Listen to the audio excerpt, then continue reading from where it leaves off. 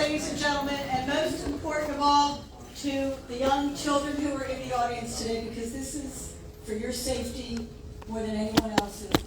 I want to make a couple of quick introductions. Pastor Keith Holland is going to start with a prayer. In the meantime, our state senator Jim Rosapep is back there in his infamous green shirt. State delegate Jocelyn Penny-Melnick is over here. And I know for a fact that delegates Mary Lehman and Ben Barnes are with us in spirit. And the mayor to the city to the south, Mayor Fazul, is here from College Park, and he is supporting our endeavor. So anyway, and then Rick Bergman is with the Beltsville News. He's been helping with a lot of social media. And Lena Prashadi is a new Beltsville advocate since he's retired, and he's really stepped up to the plate. He was here yesterday. For those of you who remember the January 24th meeting, we were told that they would be out here to inspect the building and give us a timeline of what needed to be done. Well, Lena's going to give you the update on that. And I'm Karen Coakley, but anyway, Pastor Holland. Thank you, Karen. Hi there, my name is Pastor Keith Holland from First Baptist Church of Beltsville, and we proudly stand with the Beltsville Volunteer Fire Department and also the career firefighters that serve our community and have served our community for so very long.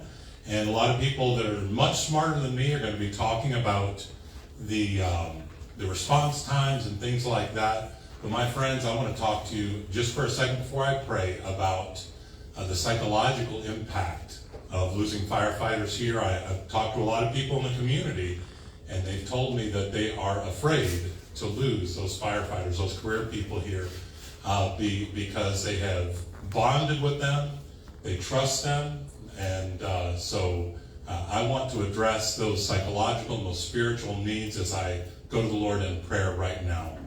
Heavenly Father, I do thank you for our firefighters, those career people and volunteers that serve faithfully in our community. God, you've been keeping them safe and strong and courageous as they serve our community.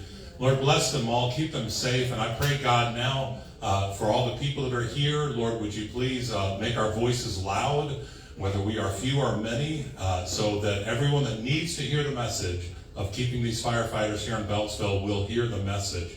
And Lord, I do pray for the psychological, the spiritual needs of people. God, so many people, they rely on services being close by, and I pray, God, that you'll comfort them, strengthen them, and Lord, that you will bring about your mighty will. I pray this in Jesus' name. Amen. Amen. Jim and Jocelyn, I don't know, do you want to speak now, or do you want to, let them, because I don't know what your time frame is, but out of respect to your schedules. Well, we'll wait till you make your presentation. Okay, Rick? All right.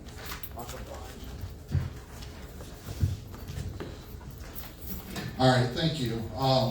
If you don't know me, I'm Rick Bergman. I am the news director of the Beltsville News, and I can say I never thought it would get this big, to be very honest. I grew up in Beltsville.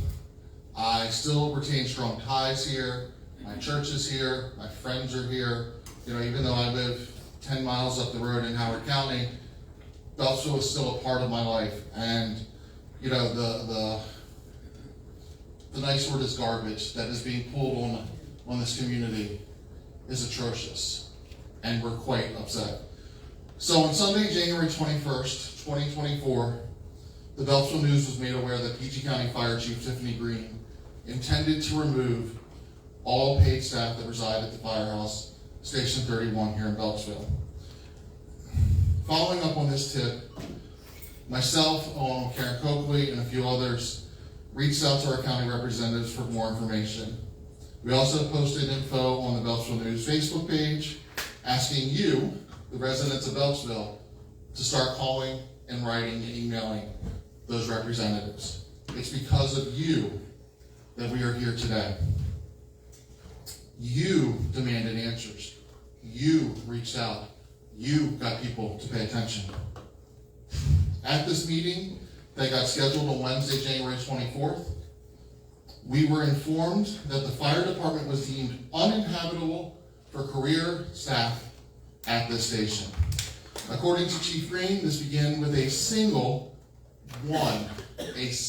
complaint, and the only one, as far as we can tell, from a career firefighter. Because of this complaint, the station was inspected for the first time in 11 years and deemed to be in such bad shape that they needed to remove the career staff from the fire department, not the volunteers, the career staff. But it was also so uninhabitable that they left the career staff in the building for another 2 months to something that they should not have been living in. Something doesn't smell right, and I guarantee it's not the diesel fumes that they're claiming are part of the problem. So, we were asking, how is it that it could be so critical that they keep the volunteers here and remove the career staff? And how in less than a month, the middle of December to the 1st of January, not only did they do a full inspection, but they made the decision to pull people out. I don't know about you, I'm 46 years old, I've never seen a government agency work that fast in my life. So since that meeting, other things have come to light that we believe shows Chief Green is lying about the reasons for removing the career staff. Some we can verify, some we cannot. I will talk about that we can verify. First, we have a letter from the insurance company for the fire department.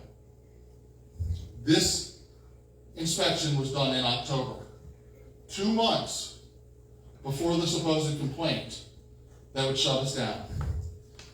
According to this letter, I'll read it in full. I am following up on your call this morning where we discussed moving this Wednesday night's webinar we had scheduled for the leadership of Prince George's County to next week.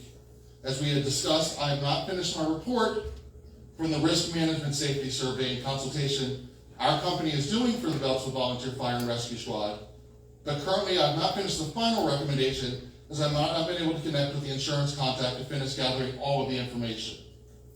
To recap where this started for those you may be sharing this information with, I came down from our New York office and met with you for 2 days on October 24th and 25th, 2023, going through 5 department stations and outbuildings to conduct the same type of risk management audits of their facilities and daily operations. As part of my work on this account, which we insured through the ESIP insurance package, I did a walkthrough of the station located at 4911 Prince George's Avenue, Beltsville, Maryland. In my report, there will be some recommendations for a few items that were noted during the walk through the station and the property. I can advise ahead of the report that there are no issues our company would deem as critical at this time. A critical item in our book requires immediate action or a plan of correction within 30 days. These items, when we make them critical, mean there is a high potential for a life threat or a threat to the property which we are providing coverage for that could cause a fire or other such peril if not addressed. Not a single critical item from our insurance company, the people that make money off of us having critical problems. Not a single critical problem. Okay, so such a bad state, Chief Green says. We're in such a bad state. Okay. Well, I have here the CIP priority list for 2024. It has 3 categories: critical need, immediate need, and a desire to be fixed. Guess how many times Station 31's on it? 0. Not a single critical need, not a single desire for anything to be fixed, and nothing that requires immediate attention for all of 2024. Yet, it's uninhabitable to be in this building. I call some words that I should not say in front of children. Thirdly, we were not on any CIP reports as critical in any of the years past. None. From 2014 to 2016, we can't find a single time. If it was so bad, why weren't we put on the list? We supported, or we sent CIP requests. We asked that things to be fixed, but we weren't deemed worthy enough for that to happen. Finally, we have a list of complaints from Chief Green herself, her group, about the station and the response from our firefighters. So let's see what they said. Notifications is provided by a recently installed full fire alarm system. The panel is showing normal with no supervisory or trouble notifications. The fire alarm was installed under DPI permit 21572-2022. While acceptance testing was completed and signed off by a Maryland licensed FPE on 2/15/23, this permit remains open. Beltsville Volunteer Fire Department should follow up with DPIE to address this permitting matter. It appears a full fire alarm was installed, but the permit was only for one FACP replacement, which simply requires an electrical permit. Installation of a full system will require submittal of a fire alarm plan for review and approval. It isn't clear that that happened here. Also, station personnel have covered the remote annunciator panel display in the bunk room with paper to cut down on light disturbance in the bunk room. This is non-compliance. Excess light could be better addressed with a tinted transparency rather than opaque paper. So, Station 31 responded. The fire system was not fully replaced. The detectors and the strobes were removed by the heads to replace the ceiling tiles. No pre-existing boxes or system wires were replaced. After the ceiling grid repairs and the tile replacements were completed, the ADT rep reinstalled the same detectors and strobes which were zone assigned. The fire alarm control panel on the first floor near the annunciator was repaired and replaced due to bad connectors in the control panel leading to faulty alarms. This can be verified through ADT Commercial. Additionally, permitting is the responsibility of the vendor, ADT Commercial. Beltsville Volunteer Fire Department paid $25,000 for the work for the alarm system, which included the permitting if necessary. Our information and belief is that station personnel refer to the career firefighters who operate and live in the station 24/7 via 4 shifts. The remote annunciator is located on a wall adjacent to career personnel bunks as soon as you enter the bunk room. Chief Adams overheard the light from the annunciator, and the exit lights seem to be bright at nighttime while they try to sleep, and the sensitivity to some personnel's eyes while trying to sleep can be better addressed rather than citing a system or facilities violation. So once again, Chief Green claims one thing, we have proof with verification from ADT, something else. No sprinkler system. There were no fire extinguishers in most of the building. We requested that station personnel distribute and hang the current tag fire extinguishers located in the engineer's room. Beltsville Volunteer Fire Department's response. All extra non-used fire extinguishers were put in the technician's room, which was maintained by the Prince George's Fire Department's technician assigned, which means they were paid, to Station 31. The station had adequate extinguishers installed in proper locations. It is unclear when or why the extinguishers were moved. Beltsville Volunteer Fire Department is under an umbrella policy between the Prince George's Fire Department and Ace Fire Extinguisher Service in College Park, Maryland, which for a one-time exchange or new service extinguishers. The maintenance The maintenance service is the responsibility of the Prince George's Fire Department station commander and or the station technician, not the volunteers. And they were in a closet. They were on site. Egress deficiencies exist. The primary egress is provided by a metal exterior exit stair that leads to a grade on the rear of the building. This is an old building, guys. That's not unusual. The stair must be kept clear of snow and ice in the winter as there is no awning or cover. Secondary egress from the bunk room is provided by an interior corridor and stair that terminates in a mechanical room. This is non-compliance as occupants cannot pass through an area of higher hazard. The bunk room illuminated exit signs are covered with trash bags to cut down on light disturbance. A code compliance solution must be worked out for this arrangement. There is a working emergency light fixture. 2 illuminated exit signs in the interior corridor stairway are out of service. There is no exit light over the door from the mechanical room. The station responded. Shoveling the rear bunk roofs falls on the career staff because they are in the building 24/7, not the volunteers. Beltsville Volunteer Fire Department will look into adding an awning or cover over the exit. Perhaps that can be added to the capital improvement list as a safety issue on Station 31. That capital improvement list that, once again, did not include any items from Station 31. The engine bay. The exit door in the rear bay is sticking. Requires excess force to open the door. The door, and the response from the volunteer fire department, the door appears to be partially off track or out of alignment and needs conditioning or replacement. Simple enough. We get somebody to replace it. Nobody is saying that there are not imperfections in the firehouse. We get it. It's an old building. But the level of alarm that came from Chief Green's office is false. There is nothing in this building. You guys are sitting here now. Do you think if this building was uninhabitable, they would let us have 50 to 100 people sitting in here? There was a child's birthday party before you came today, which is why we couldn't have this earlier. Do you think they would allow children's birthday parties to be in here if it was uninhabitable? Chief Green is lying to you. Don't let her lie to you. Keep up the pressure.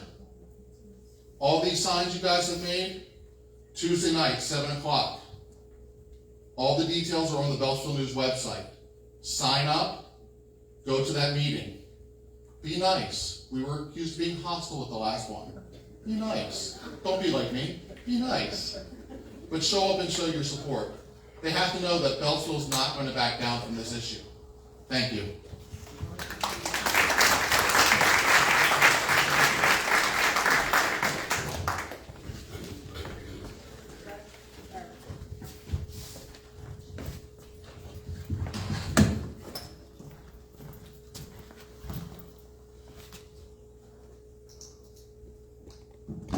Good evening. Good evening. My name's Lino Corsati. I'll give you a little bit of my background. I'm a 60-year resident of Prince George's County. I'm 60 years old, born and raised here. Over in the Landover Hills area, that's where I grew up. Spent 5 years in Maryland Farms, 5 years in Calverton, and for the last 24 years, I've been down at the bottom of Howard Road and Cedar. So, a long-time Beltsville resident. Attended all Prince George's County school systems coming through. Started in construction in 1982. My background in construction was mainly in asbestos removal, lead paint removal, and mold remediation. Some hazmat. And the main trade was mechanical installation.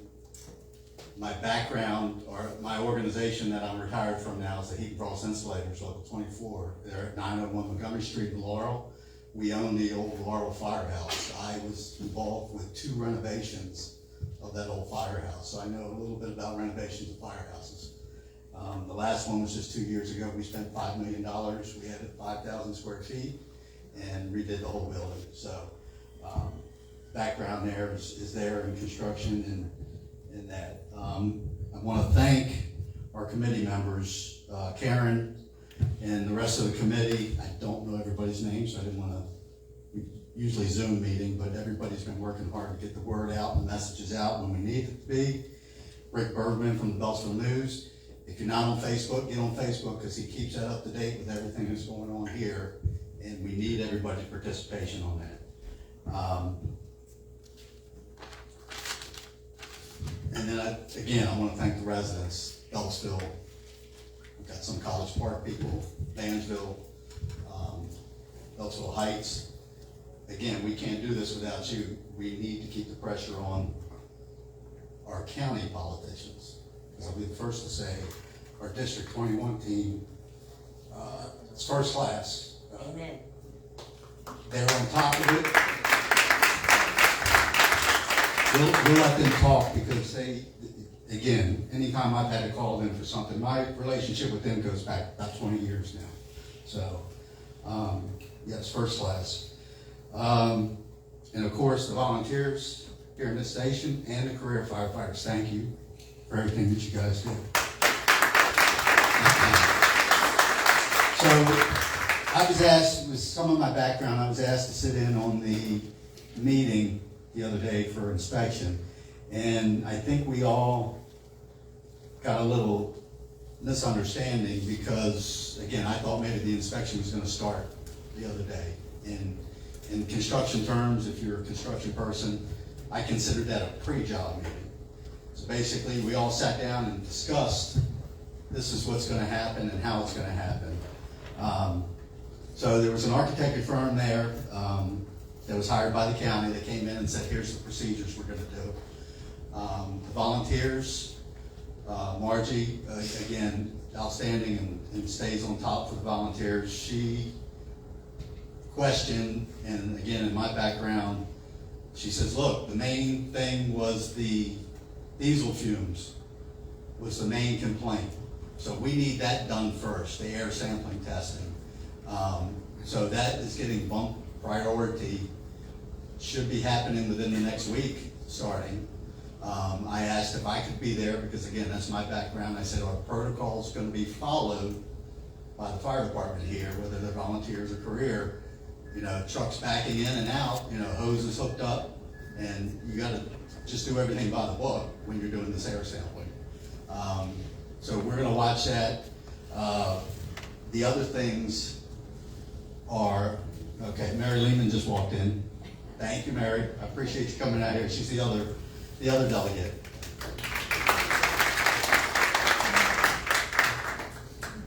So we got that bumped up.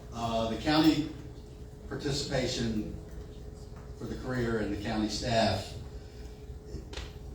One, I asked the question of how long is this going to take? Because again, we were under the circumstances that we thought this process was farther along. They came back with anywhere from 3 to 6 weeks. They wanted to make sure that they had full access to the firehouse, and I think the volunteers have stepped up to say, yes, we will make sure we staff it and have any door you want to open in our part. And of course, the careers, it's open all the time for them. So they'll be able to do their jobs and get it done quickly. So they're talking 3 to 6 weeks for a final report. And then the question was asked, well, are you pulling the career staff out? Answer was no. But there was also a comment made, again, that I don't trust our leaders at that level for some reason, because he says, I have a meeting with the captain, with Tiffany Green on Monday, everything's gonna be discussed that we're discussing today, and we don't know what's gonna happen at that point. So again, they're not leaving on Sunday. We don't know if they're leaving on Tuesday, Wednesday, Thursday, or what. Or what's the process gonna be when they get the report and how it's gonna go. Are we gonna be able to keep people in the house while the work's being done? So we'll monitor all that, and as soon as we hear something, we'll definitely get it out in the news. I don't think what else. Other than that, it looks like it's a set process, and again, they're saying 3 to 6 weeks, so hopefully they stick to the word on that, and we can get it done. So yeah, just in closing, I'm asking the public, you have to stay engaged. We need you guys to stay engaged with this, because this firehouse is important to this community. When you talk to your politicians, and I'm saying the county level, because these guys don't know it, we want this house to stay open and fully staffed, career and volunteers. So, thank you. If you have any questions afterwards, if I can answer, I'll give you my best shot. So thanks again. Jim, Joseline, or Mary, do you want to speak now, or? Right, sure. And while they're coming up, the 4 of Team 21, I swear to God, have been our biggest allies. Jim, Joseline, and Mary are here. Ben, even though he could not be here tonight, Ben yields a lot of power because he has this nice little title. He's chairman of the Appropriations Committee, which means, guess what? He has a lot of say in who gets money and when they get money. So, God bless the 4 of Team 21. Yeah. Thank you very, very much. First of all, let me thank all of you and those who were at the meeting the other night and those who made phone calls and written letters and sent emails who were not here tonight. We would not be where we are today, which is in a better place than we were a couple of weeks ago, if the community had not come together. Now, I've represented Beltsville for a long time, so I know that you don't piss off Beltsville. That's always a mistake. And at one point, it was the federal government that wanted to close BARC. At other points, it was problems at Beltsville Academy. And in all those cases and others, the community has come together and we've worked with you all. And we haven't won every time, but we've been able to keep this a good community, a nice community that people want to live in and want to stay in and want their families to be able to stay in. And Actually, we have won every time. okay, all right. I try to set expectations a little lower, but We kept BARC open. we did. We kept Beltsville here. We did. We're going to fight hard to keep this here. fair enough, fair enough. And one of these days, we might get High Point. Actually, we have made improvement on that. Yeah, we're making progress on that as well. I know, but It's a work in progress. We're all working together here on all these projects, but the issue today is keeping this fire station open. That's the issue today. Right. yes. So, I apologize for not having been able to attend the meeting the other night, but I saw the tape, and I saw Jocelyn and Mary, and I saw all of those who spoke, who were incredibly eloquent. And I did hear this, that folks felt that the Beltsville community was a little upset. And I said, I assure you that's not the most enthusiastic community meeting I've ever been to, even in Beltsville. So you guys were great. And I want to thank Rick and Dino and Karen for their leadership along with others.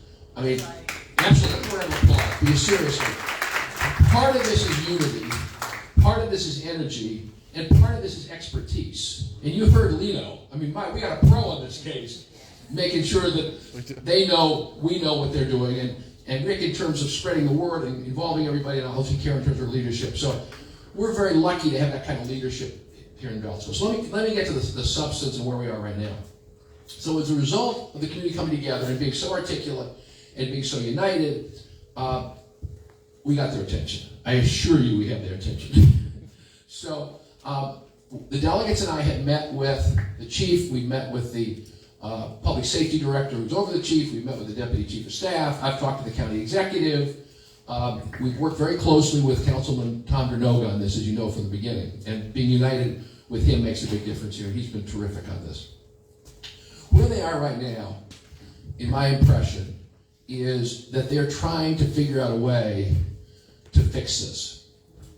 To my knowledge, from my conversations with them, they have not got it figured out, but they're working on it, as Lino expressed, in terms of the specifics of the house. And one of the issues that rundown you gave of the reports from the insurance company and all this, which you made so clear, is we all should be in agreement. This is an old building that needs work. It needs work for the community, it needs work for the volunteers, it needs work for the career folks.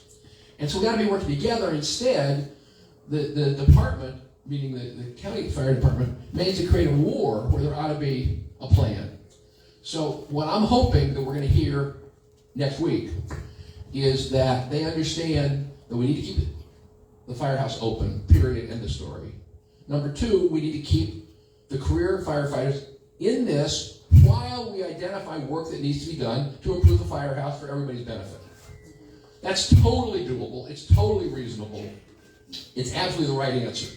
So I'm hopeful that they will in fact come around to that. I don't know that they will, but I'm hopeful they will. As you may know, Tom Dernoga and the delegates and I wrote a letter early this week kind of laying out essentially this approach. And so we're hoping that they're going to embrace it. They may or may not, don't cash the check, come out on Tuesday night. But I think, I have hope that because you all have been so united and together on this, that we'll be able to get this problem fixed.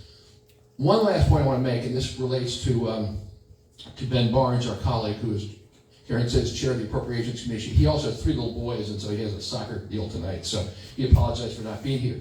But he's all over this issue. We've talked about it at length. And I'm the vice chair of the Senate Budget and Tax Committee. I'm no Ben Barnes, but I do the best I can. But we all work together with Mary and with Jocelyn. And what Ben and I have talked about with Mary and Jocelyn is if the county comes up with a plan that makes sense. And if the volunteer fire department here comes up with a plan that makes sense, and if both come to agreement with each other on a plan that makes sense, we're prepared to get additional state money to help. But the county has to put up money, and the volunteer fire department has to put up money. But if they come together, we believe we can get some state help to make the improvements here that we need to make for the short run, for sure, but also for the long run. So happy to take questions after Jocelyn and Mary make a few comments. Jocelyn, Mary, you want to come on up? And Jim, no offense, but everything needs to be in writing. Not that we don't trust politicians or nothing, No, but we need it in writing. Oh, definitely needs to be in writing. Definitely needs to be in writing. And not in visible ink. Thank you, Jim. So good evening, everyone. How are you? Thank you so much for coming out. And it's we are one team, all four of us, with Ben and Councilman Wadenoga. I know Michelle Garcia, his chief of staff, is right here in the back as well. And we all, all five of us signed a letter last week. What I also did is that I introduced a bill last week, and Ben, Jim, and I signed it in the House asking for money. It's a $1.5 million. We're not sure we're going to get that. We'll be blessed if we get $500,000. And then Jim introduced it in the Senate. So it's already introduced, and we're going to have a hearing, so we're going to need your help to come that Saturday when we have the hearing so that we can give testimony and prepare for it. So what I want to do is, I am an activist at heart, those of you that know me. So you know that on Tuesday we're going to have a big meeting, right? Where they're going to come to us. And the meeting is going to take place at the Hope Christian School. It is 6251 Amondale Road in Beltsville. It is scheduled for 7 p.m., correct? Am I right? Yes. So, guess what? That church is big. That church cannot look empty. We need to get like 3 times the crowd we have here. We need to make a statement. I can't emphasize to you enough how we need to have 3 times the crowd we have here today. It's important. So each and every one of you, wherever you live, your neighbors, the directory that you have, whatever you have, whoever you know, whether you're on Facebook, Instagram, whether you're on Twitter, please make sure you make calls. We're fighting and fighting for our lives, okay? Truly. Because it's important. Because if you know the neighborhood a lot better than they do. We know it from door knocking it so many times. That some of those streets are so narrow and the houses are so close that if you have a fire, we will lose a lot of lives, okay? And we have already done that. We have had a couple of fires where we have lost people in Beltsville. The other thing that I want you to do, where is Calvin Hawk? He represents you, right? Calvin Hawken, he's actually at large, right? You have 2 county council at large, Mel Franklin and Calvin Hawken. You have Tom Denoga, who's being represented by Michelle Garcia today. He's coming. And he's coming on his way here. All right? You need to get them to be there on Tuesday or send someone from their offices.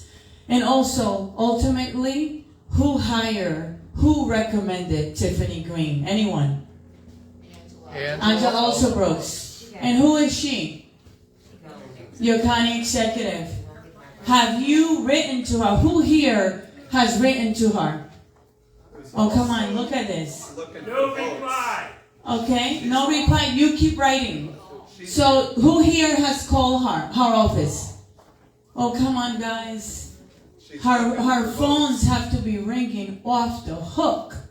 You need to be calling. You need to be writing. It takes a minute. And guess what? What is she running for?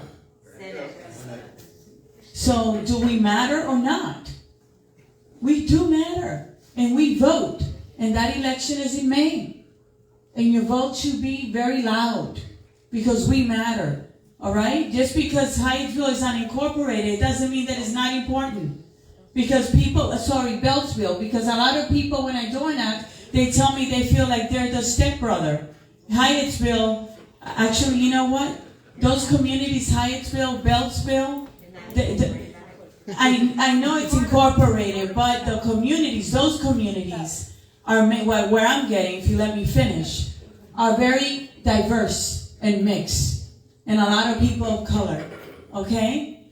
And a lot of people that usually do not have the time to be in a meeting like this on a Sunday or on a Tuesday night, okay? And they deserve to be heard and represented. And Beltsville deserve to be represented, all right? Because you pay taxes, and you live here, and you have a home, and that's your biggest investment. So your voice should matter. You need to be calling. On Tuesday, if I were to ask the question, have you called our office? Who's going to raise their hand? Everyone. Have you sent an email? Who's going to raise their hand? And who's going to come on Tuesday? And who's going to bring a friend or two? You got it. And I'll be here. Thank you. Thank you. All right, Jocelyn gave you your homework. Thank you for that. She's a tough taskmaster. So I just want to reiterate what Jim and Jocelyn said. We are working as a team with Tom, with Michelle. Thank you for that. And I'm an activist at heart as well. My mother was an activist when I was growing up in Greenbelt. And Jim was exactly right when he said the reason we're in a better place today than we were just a few weeks ago is A, for that huge showing that we had a few weeks ago. This was a standing room only crowd here, right? And I warned Chief Green the night before. I warned her in a Zoom. I said they are coming loaded for bear, as Bill Clinton used to say. And I don't know if they believe me or not, but they saw it and heard it for themselves when they came in here and saw how frustrated and angry and upset people were when they asked the questions, when they stopped some of the speakers and said, wait a minute, what do you mean by that? But they saw the energy, they saw the crowd, and that's why we are still having this conversation. I have no doubt if only a handful of people had turned out, if there had been no follow-up, this would have been a done deal. These folks would be on their way out the door, if not gone already. So give yourselves a hand for turning up the heat. You really did. You turned up the heat. But as Jim and Jocelyn said, we have to continue to do that. I was talking to Karen earlier today, and she said there have been people trying to figure out the county executive's schedule. That's not to say you should be stalking her, but if you can, if we can find out where she is, if it's local, certainly it doesn't hurt to have people there with signs. She was on a Zoom, I guess, the other day, and a number of Beltsville folks joined and signed up as their first name from Beltsville. And she saw that because there were only about 100 people on that Zoom, and what, Karen, 10 or 15 of them were Beltsville folks. 10% of the audience. Yeah, 10%, and believe me, that kind of thing gets her attention. And as for Chief Green, she has basically told her people, I want this to go away. Well, I personally don't have a lot of sympathy because my view is you started this. You started it. So you can make it go away, but we have to keep up that pressure. You mean go away in the good sense? Go away in the good sense, yeah, not just like stay, but the problem, because the problem has really garnered a lot of attention, public attention and anger, but also media attention, and that is not what they want right now. It's not positive PR, needless to say, for any elected official that talks about closing a fire station. That is not smart. So we are here to back you up, to support you every step of the way, to also be visible. We will be with you on Tuesday, but Jocelyn is exactly right. That room needs to be filled to capacity. The last meeting, if you notice, the last point I want to make is there were volunteers, which we are so grateful for, if you notice. Jocelyn's son came with a bunch of his friends from the Branchville station. There were Laurel volunteers here. There were Greenbelt volunteers. So a visible showing from them as well, because guess what? All of these communities are connected, right? If Beltsville isn't staffed, then that creates pressure on Calverton, on Laurel, on both stations in Laurel, on Greenbelt, because if this station can't respond, then other units have to step up and fill in. So it has this ripple effect. When Jocelyn talked about alerting your friends and family and neighbors, don't forget your friends and family and neighbors in Greenbelt, in College Park, in the surrounding communities. They have a stake in this too.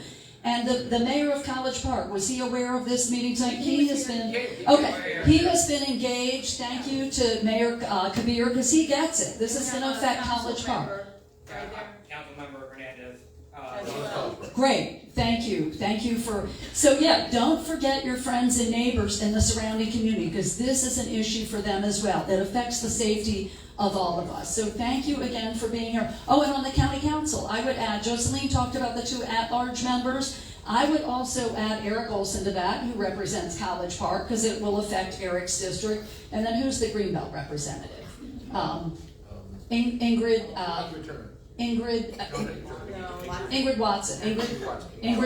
Ingrid Watson is the county council member for Greenbelt. So remember those from the surrounding community. And speaking of county council members, in walks Tom Dernoga. Thank you, Tom, for being here. I don't know if you want to say a few words. You want to come up? And again, we are all together on this, and thank you so much for being here. We're in it for the long haul. I apologize, I had to go to another event.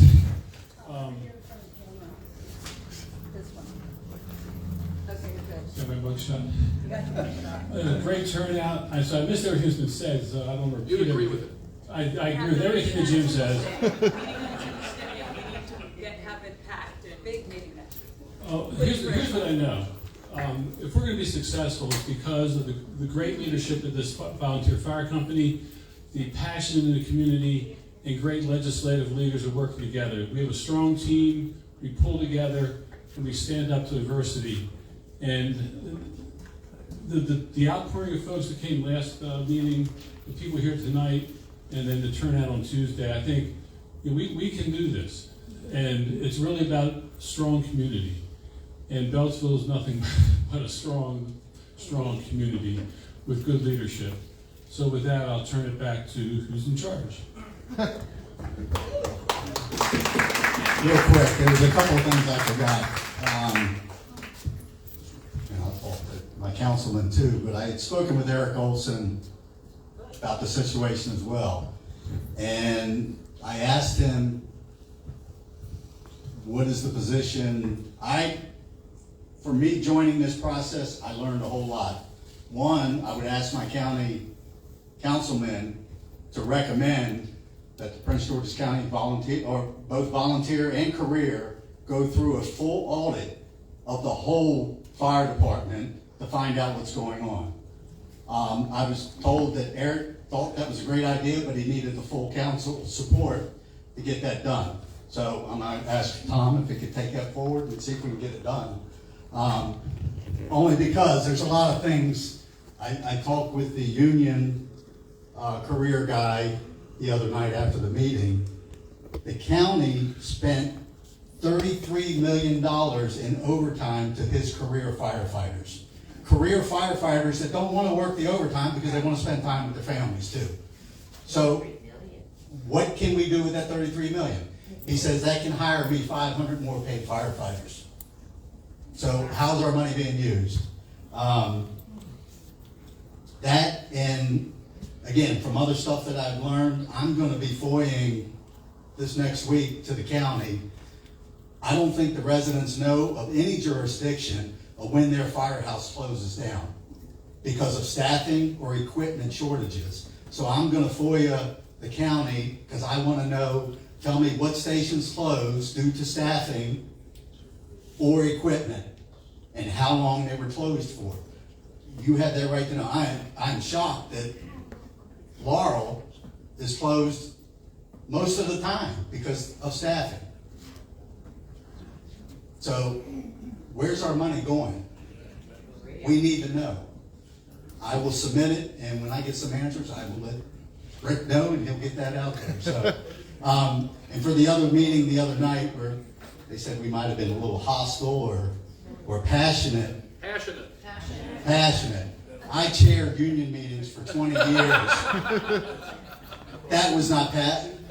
I can show you what passion and angry is. Deal with union members, and yes. So, yeah, thank you. And again, I'd like to see everybody with their neighbors and everybody on Tuesday night because we need you. Yep. So the 21st District Delegation is going to do a robocall in the community. So when you get the call, don't get upset. so that people know that we have that meeting on Tuesday. And we're also going to send an email to our email list. Tom, if you could do the same to your email list, that would be great. The Civic Association, please make sure that you send out to anyone who's a president of a civic association, send out an email with the details for Tuesday. All of you who have children and are on PTAs, put it on there, put it on next door as well. Let's blast it.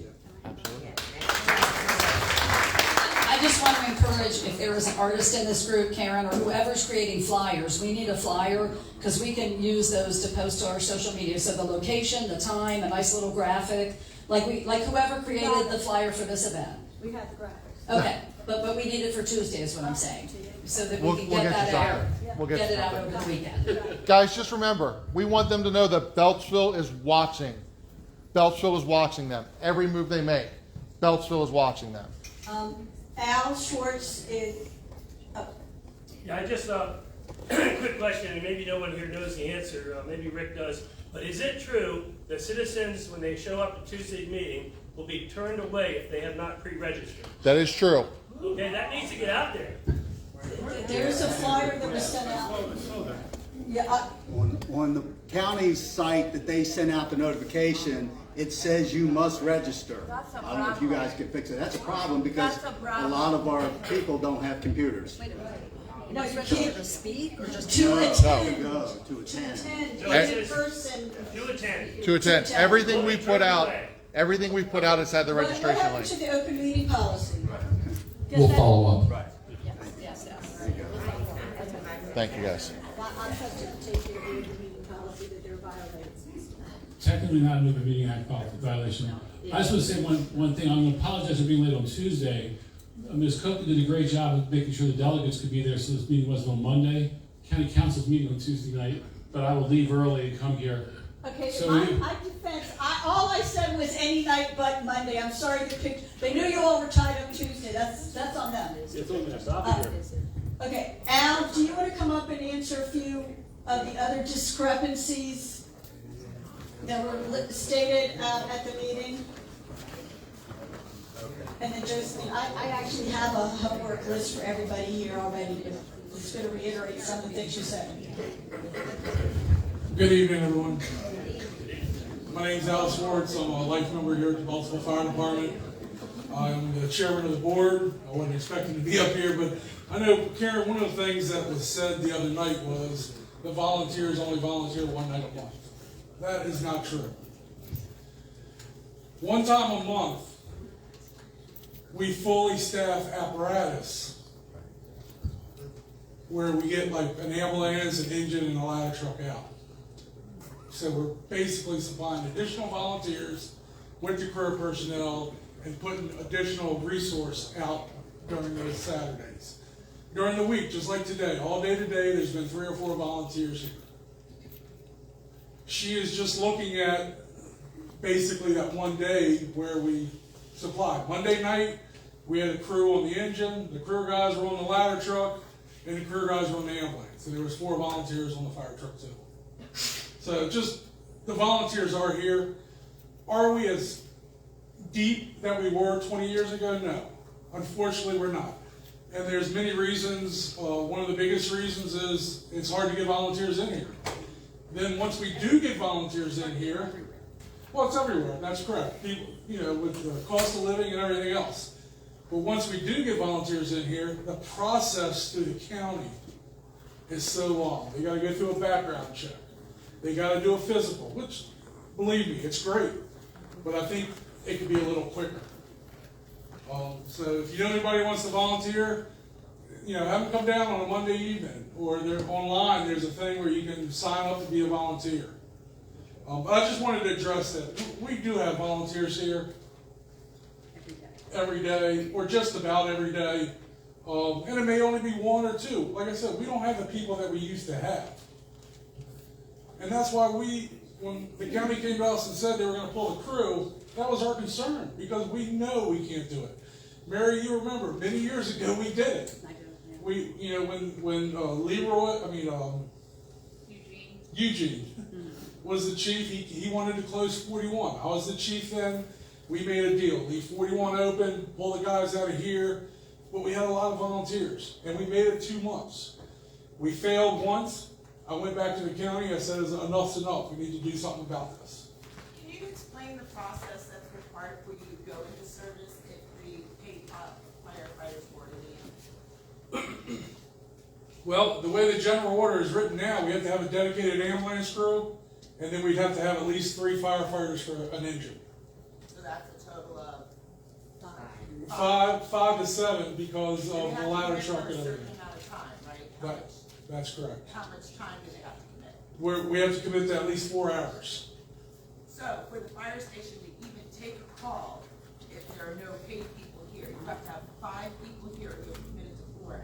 The way the general orders are written right now, yes, that's correct. I just want everybody No, it to did be not. aware of that. We- I'm not astonished. Even a volunteer, let's say if I walked in here Tuesday evening and they get a call and I want to go, technically the career officer can tell me, no, you can't go. Because you're not dedicating the 4 hours that the general order asks for. I guess it's a volunteer killer, it really is. But I don't want this to be career against volunteer, because that's what this is not. This is about saving this department. The other issues, since we got ears now, maybe we can work on these other issues down the road. But right now, our concern is making sure those career guys stay here so the citizens of Beltsville are protected. Does that answer your question? It was, and my point was more that we need to keep them here, otherwise you'll never be able to open it. Well, exactly, Because- exactly. And maybe they need to look at that. Maybe you only need to do that. I mean, you sure have to commit to 2 hours. Why 4? I mean, and the 4 is Exactly. a lot for somebody who's doing a full-time job and you're asking them to do this in the evenings. 4 hours is a lot of time. Yep. It's not very. Well, I agree. There's a lot of guys that come down here on Monday nights that still ride or can ride, but the problem is they may not be here the 4 hours. They may only be here 2 or 3. And another thing, 20 years ago, even 10 years ago, we could say, okay, well, we're not going to, something comes out, we'll worry about it then, because we could just go. Right. And there was no issue. If it's not a dedication now, There's no point even having the morning. no, if there's not, we're not going to do that, are we? The siren. No, it's not. They should be able to come in here and ride when they want to ride. I mean, the way it was explained to me, because I have been working with this a lot too, and I've gotten a lot of information. So I just want everybody here to really understand what that means. That means I can look over there and see a fire burning, but I can't go put that fire out because I don't have 5 people in this fire station.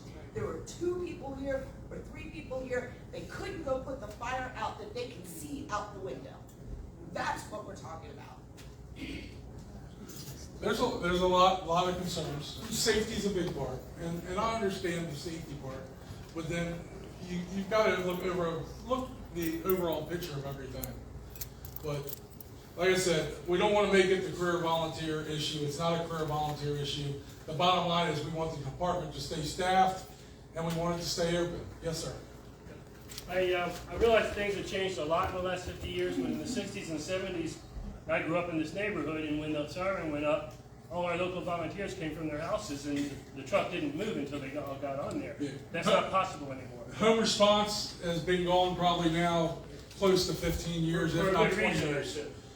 Well, yeah, because usually there's somebody here, and they can't come down and get a second piece out because it's not a dedicated piece.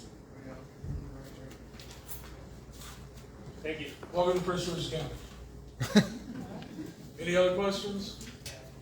I have a question about, you're saying you have to pre-register, is that common? Because I don't even use the computer, so is that common where you have to pre-register for that meeting? Oh, for the On meeting? Tuesday? Sorry, it's not a health question. Is it common, is it new? I don't I've know. never heard of it before. So, If I had to interpret, what I'm interpreting is they didn't like what they saw at the last meeting, so they're gonna try to restrict what happens. They wanna know who's coming in. I have a hard time believing they're actually gonna tell people that you're not registered, you can't come in, but maybe they will. I thought it was for speaking. That's I- my Not according to the flyer. Not according to the flyer that's sent out. Who is they? The county. Tiffany Green. What do they accomplish by pre-registering? Are they gonna do a background check? No, they want numbers. You're going to have to do a physical too. No, it's ridiculous. It's totally ridiculous. Just so I'm clear, it is the fire department that has posted the meeting and said you should register. I'll call them as soon as we leave here. Yeah, that came straight from the Prince George's County Fire Department page. It's ridiculous. I agree. It's unacceptable. And I am probably not going to be able to be there on Tuesday night myself, for which I apologize. No, I really do apologize. But we'll be there representing.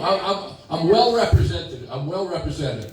What I was going to say was that I'm sure my colleagues on the site will also make sure that people are not turned away. So I think, but I'm going to give them notice about that. It's beyond belief that that anybody would suggest that. Guys, it's my fault. I told her to stop playing with her phone. I'm sorry. It's all my fault. No. I was playing with my phone, making notes to get out the robocall on the meeting. So we'll be on it. We'll talk to them immediately after this meeting, and then deal with it Tuesday night as well. And I was gonna say, Jim has those relationships and he'll make the call. But I will bring my computer. Mary, can you bring your computer? And can maybe, 5, 10 of you bring your computers? And we will do our best to register people on site. Okay? And we will speak up for you and we'll fight for you. So don't worry about it. Just bring the people. Yep. Let her have that kind of problem where there is a line of crowd all around and she's not letting people in the building. Trust me, guys. I'll have somebody there that will live stream that if they try to pull that. We got over here. Okay. So I know a lot of people were told to register online for the petition. I went around my neighborhood today with a blank just to see how many people knew about this situation. 80% up and down my street. Wow. I just popped the ground and they were like, what are you talking about? A lot of these people don't have computers, don't want to get on a computer. Yep. How they vote? Yep. I want to make sure their name's there. So Amen. One of my neighbors, my nice neighbor, started with the list. So does that count as well as for the petition? For the petition, yes. For the petition, yes. The petition comes from us. So it's online, one that I filled out, but right. My neighbors, so if I have a blank sheet and I got absolutely 50 of them? Because ultimately, I'm the one delivering the end of the, right now we have 662 people on the petition line, plus whatever we add from. Why don't you make it easy? Just give them the name of every resident in Beltsville from the voters poll. Just give them our names. It would make life easy. You have them. It would be nice, but they won't accept it. 1 second.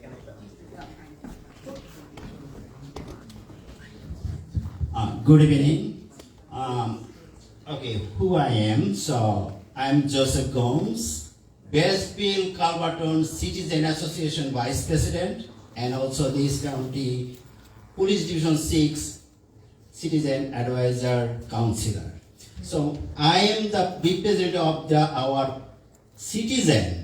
I believe every citizen have right to join the meeting, and anytime they can come and their issue they can discuss. And this our city, anytime we can gather and we can discuss our issue. That's thy support. And any fire station like 31, someone gonna close, we cannot do that.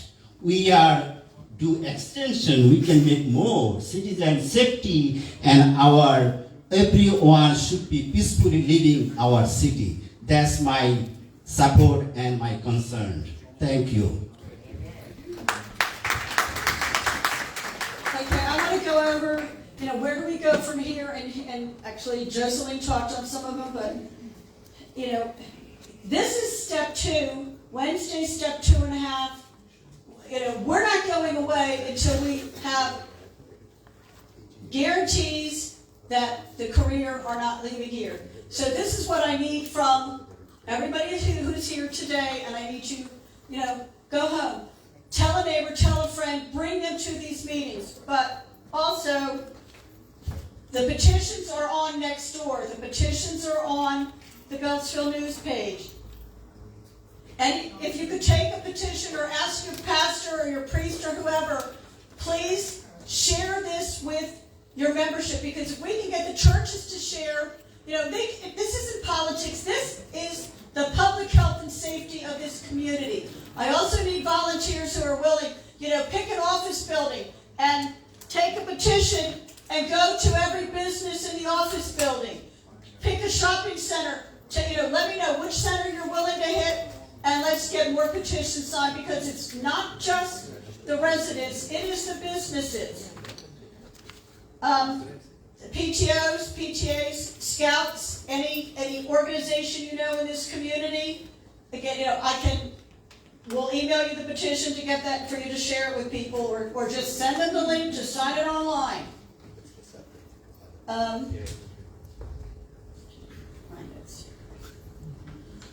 Also on Monday, Tom's going to love this, but on Mondays, when the county council meets, they allow 5 people to speak for a couple of minutes. I would love to get someone to be willing to sign up to, we'll take a Monday, and every Monday, get one volunteer. I'm sorry, I was given Tuesday. Tuesday, I'm telling you, that's my note said. On Tuesdays, we need to be present every week. And one person to speak, but let's get, 5, 10, if we can get more down there, people to go down and stand with the Beltsville representative, the Beltsville community person, with their signs. On Facebook and on Nextdoor, every single email address and phone number that you need is there. I will have Rick repost it so it comes back up to the top, because I know I have personally given you the chair of the county council. I have given the 2 at-large members, Councilmember Genova, the county exec, and the fire chief.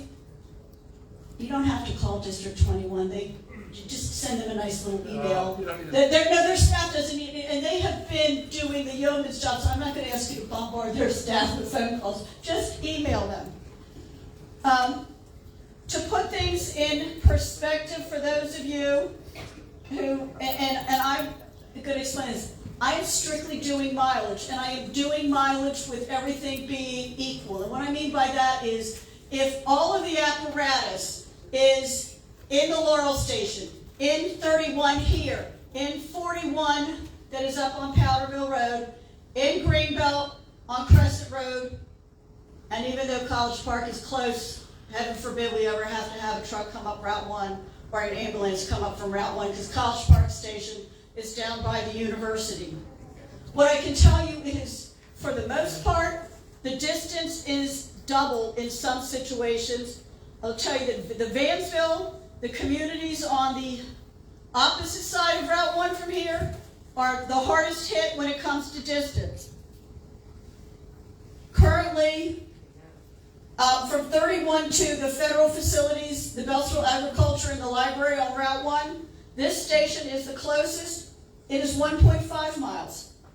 Station 41 and Powder Mill Road is 3.4, Greenbelt is 3.7, College Park is 2.6. I left Laurel out of that one. There's a veterinary clinic with FDA out on Merkirk Road. This is the closest station, 4.4, 4.9 from 41, 6.5 from Greenbelt, 4.6 from Laurel. The National Guard over on Odell, from here, it is 4.7. From Laurel, it is 5. From Greenbelt, it is 6. The Bureau of Printing and Engraving, 2.5 miles from here. From the Calverton, Powder Mill Road, it is 5.6. From Laurel, it is 5.3. From Greenbelt, it is 4.4. I'll simplify to go to what is probably more near and dear to your hearts. From Vansville, Station 31 here is 0.7 miles to Beltsville Academy. It is 2.7 miles from here to Vansville Elementary. From Laurel Fire Station, it is 8.4 miles to Beltsville Academy. It is 4.5 miles to Vansville. It is from Station Station 41 to Vansville, It is 4.7 miles to Mansfield Elementary School and 2.4 miles. So if this station is not staffed, the schools where your children go to school, it will be just double the mileage alone. It's got nothing to do with traffic. And yes, I am going from a place where everything is equal. I realize sometimes the calls are out on this, other locations, and they come from other locations. And my dear friend Andy is going to explain things better than I'm doing. One thing we have to remember, this isn't a case of mileage. The county is obligated to follow NFPA guidelines 1710. That is response guidelines. In an urban area, which we are in, says it should happen in 4 minutes. Karen was giving the mileage, we did, a couple of us ran the minutes too. There's areas in the USDA, out in the industrial area of Mansfield, 14-minute response time. So when we ran everything in Beltsville, and with Beltsville closing, virtually no one was meeting response time to the 31's primary response area. Backside of Beltsville Heights, using Quimby and Carroll, that intersection back there, if we weren't responding from here, it was like a 5.5-minute response. So the impact is, how long does it take us to get there? When they created first due response area, unit response, if you're sitting beside Route 200, then you're going to be due first, further out than maybe someone else. It might seem closer because of how long it takes you to get there. I did try to ask the fire chief the other night at the meeting about compliance of 1710, and she just kind of fluffed it off. Said there's not going to be an impact. Yes, there is. And NFPA, the county isn't required to follow it, but they are expected to follow it. So there's the guidelines. It's already in place. We just look at that. The county, when they take the career people out, we no longer are compliant with the NFPA. Tom and I wanted to say something. Well, let me do one thing first and then give it to Tom. So Tom and I both checked the website on the meeting, and I realize it's a little confusing, but it does not say you need to register. It says, here is how you can register. So, number one, come whether you register or not, for sure. Tell people they don't have to register to come. If you want to register, feel free to register, and frankly, I think it's a nice thing to do, because more people register early. It sends a message, as Jocelyn has said and Karen would say, so register. But don't worry, if you haven't registered, you can come in any case. I will follow up, one moment, I will follow up with the chief, though, to make clear there's some confusion, and I want to be sure that everyone's going to be welcome. Video. Yes, sir. I was at the meeting. Everyone responded passionately. Where this person gets the indication that there was unruly members at the meeting, since I attended the entire meeting, I never saw that. I saw people who asked competent questions. I saw people who couldn't answer competent questions. I saw people who talked out of both sides of the mouth, and either side was being truthful. But I never saw, and I have been around disorderly people. Some of you who may not know this, but I spent 22 years with the police department. So I've had lots of riots, lots of demonstrations. So I know when someone is being unruly or disorderly. And that didn't happen at that meeting. And since I was one of the people there, I don't like being labeled like that. Amen.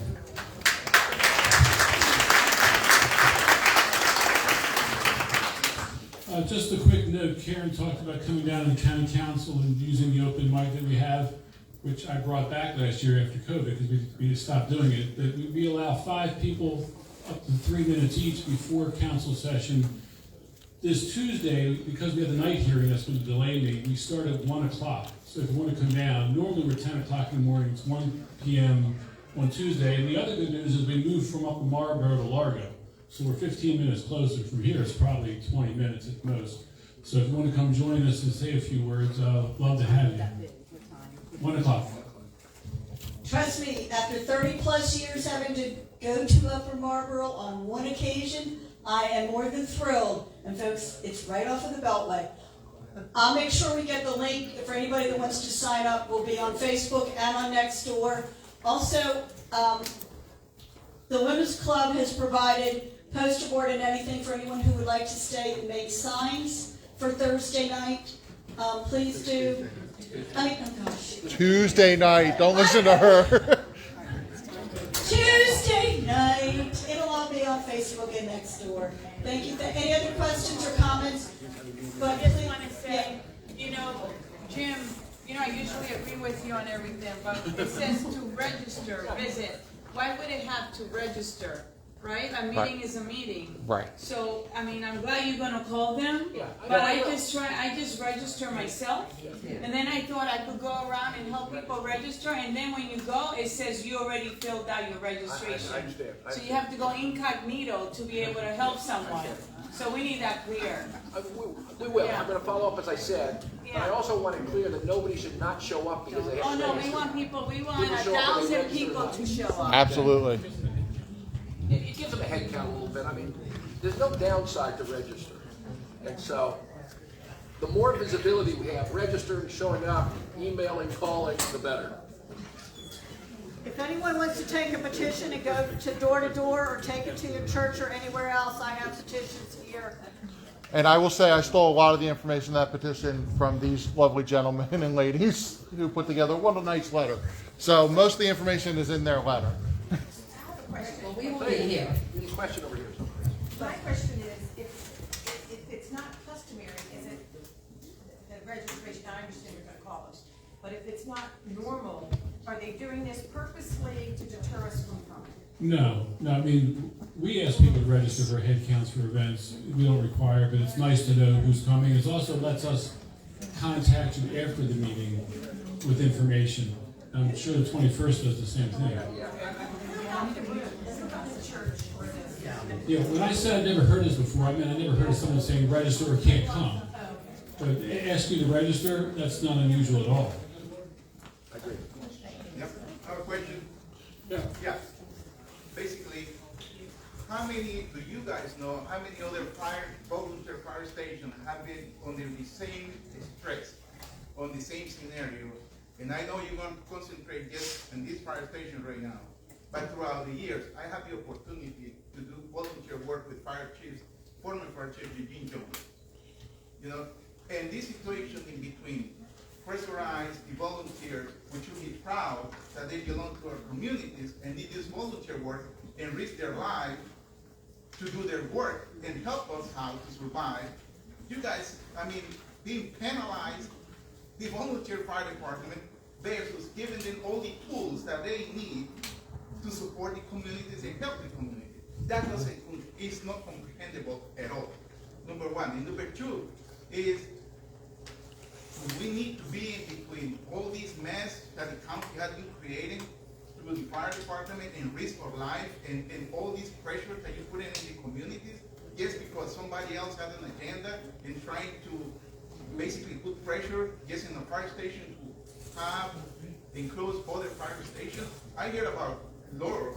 How come it's possible that Laurel is not short on equipment, short on staff? Of course. Who is going to be motivating volunteer fire department to go and roll in or get volunteers to belong to the fire department if you guys didn't put the community through this stress? That doesn't make any sense. We should be proud of these volunteer guys to risk their life. And not only that, I ask for the applause to these guys to put their life on the line of duty. Thank you for your services to the community.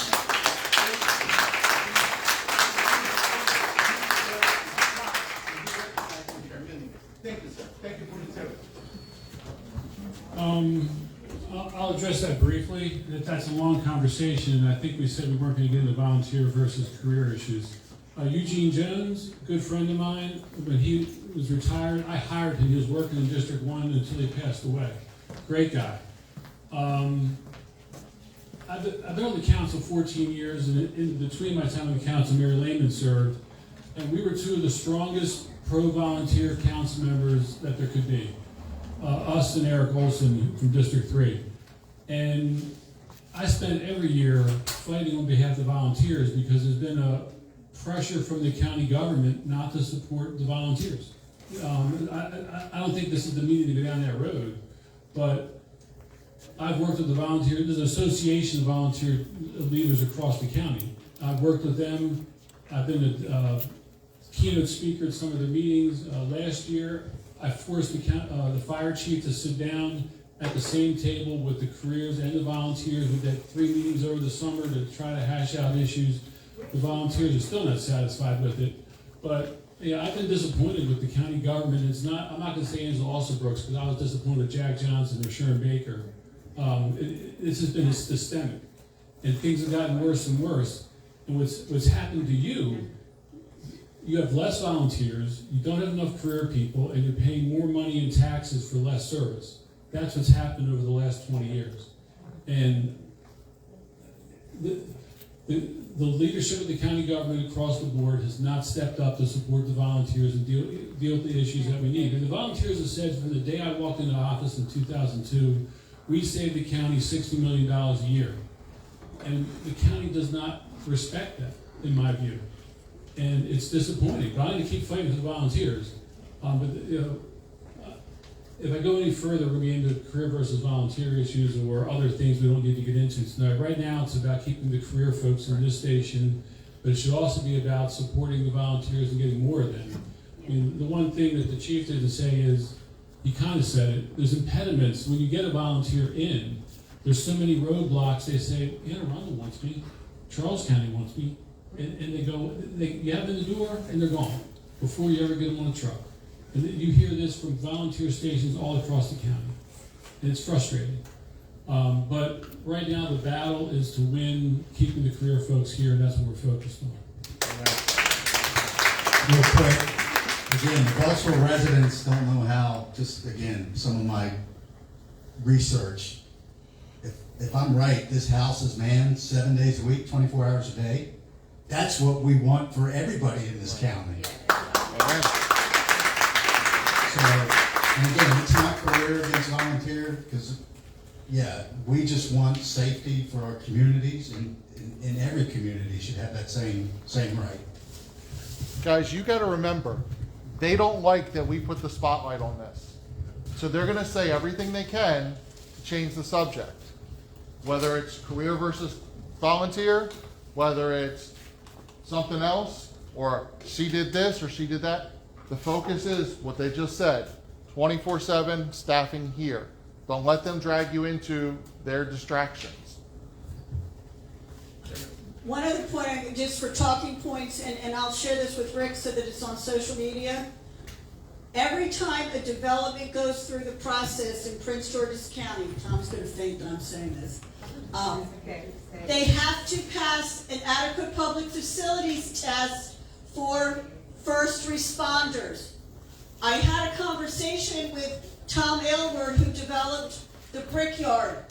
They just barely made adequate public facilities for first response times. In the past 20 years, all of the residential was built on, and this is not a slam on College Park, but College Park has intensified their residential. All of that was built with adequate public facilities. Branchville Fire Department no longer has career people there, but development was approved based on Branchville. The city of Laurel has, up by Royal Farms, townhouses and multifamily houses, again, adequate public facilities. The newer subdivisions, which are in the 10 to 20 years on Gunpowder Road, all were built because they met adequate public facilities, and the county is systematically taking away the volunteer stations that has an impact on response time. Is that right?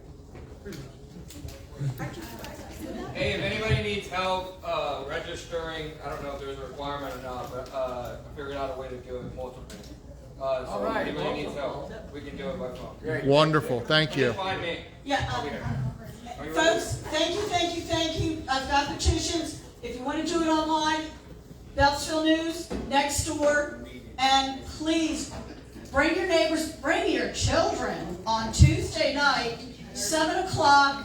Let's be there and let Beltsville be counted.